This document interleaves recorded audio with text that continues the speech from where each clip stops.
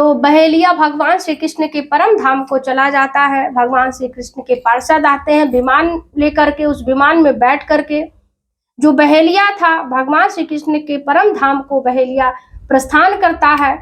और यहाँ पर उसी समय प्रभु की कृपा से, प्रभु की माया से वहां पर दारुक आता है और दारुक देखता है भगवान श्री कृष्ण का जो सारथी है दारुक देखता है कि धीरे धीरे करके भगवान श्री कृष्ण का चक्र, गदा, शंख, आयुध सब धीरे धीरे करके निकल जा रहे हैं, चले जा रहे हैं। दारुक देखता है, कहता है प्रभु ये सब क्या हो रहा है।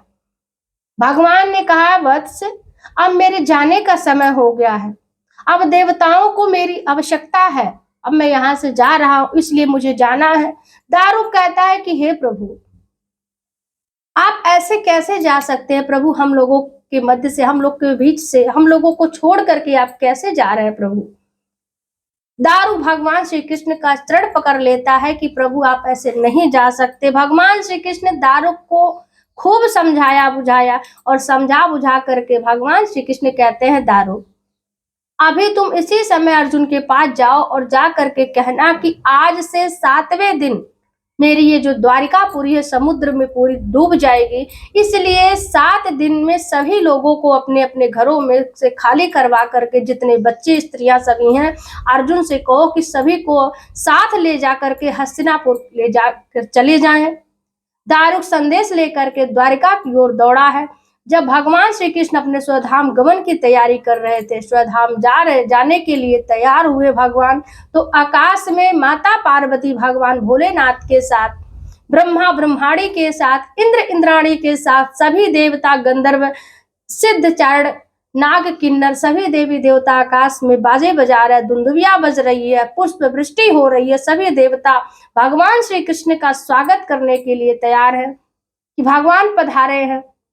और यहाँ पर देखिए भगवान श्री कृष्ण का जो श्री अंग है प्रकाश के रूप में प्रकट हो गया। और देखिए भागवत जी का श्लोक है, तेनेयं वाङ्मयी मूर्ति प्रत्यक्षा वर्तते हरि, हे सेवनाथ श्रवणात् पाठात् दर्शनाद पापनाशिनी। भगवान का तेनेयम वाङ्मय मूर्ति, वाणी रूपी विग्रह भगवान श्री कृष्ण का तेज तो जो था भागवत जी में आकर के विराजमान हो गया।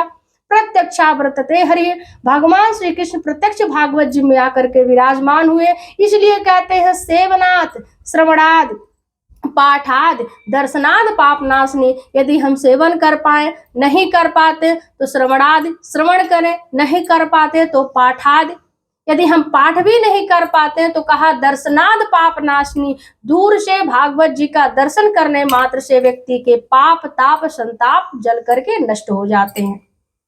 तो साक्षात भगवान श्री कृष्ण की वाणी रूपी विग्रह वाङ्मय मूर्ति श्रीमद् भागवत महापुराण में आकर के विराजमान हो गई, जिसमें 18,000 श्लोक हैं, 335 अध्याय हैं भागवत जी में और 12 स्कंद हैं। श्री सूत जी महाराज कहते हैं कि वही तेजोमय पुंज भगवान श्री कृष्ण का श्रीमद् भागवत में आकर के स्थापित हो गया।